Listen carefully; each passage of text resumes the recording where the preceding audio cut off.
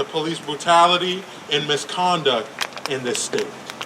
And so we're gathered here tonight to not only recognize those lives, but also to celebrate the life and legacy of Dr. Martin Luther King, who gave his life for this struggle, gave his life for justice and equality for all people.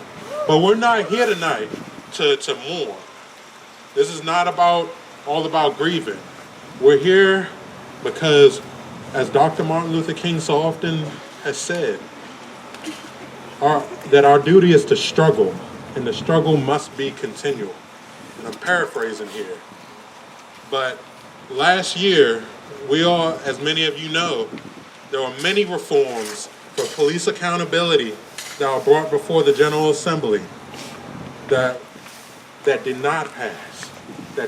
Many of them did not get to see too much of the light of day.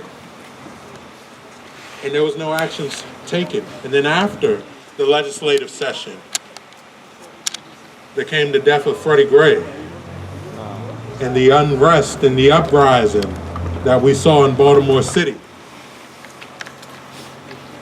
And then only after that, we saw that leadership began to recognize that this is something that we can actually make a difference on here in Maryland.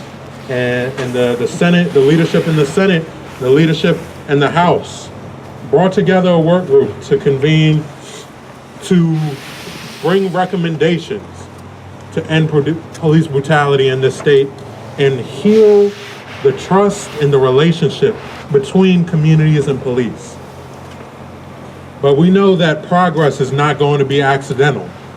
And just because we all showed up here tonight, and just because there was a work group that came up with recommendations and there'll be legislation, we know that it's not going to pass on its own. Right. So we're here tonight to stand up and kick this session off with Martin Luther King's legacy and Martin Luther King's vision for a people-powered movement to end police brutality this year in 2016. So we're gonna look back someday from now and say that in 2016, the leaders in the Maryland House and Senate came together to end police brutality and heal the relationships between communities and police. Those who are meant to protect us should not be those that we fear.